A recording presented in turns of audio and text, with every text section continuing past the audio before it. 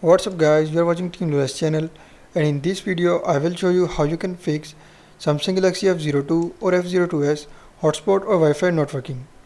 So before starting this video, if you are new in this channel, just don't forget to subscribe and let's start the video without wasting any time.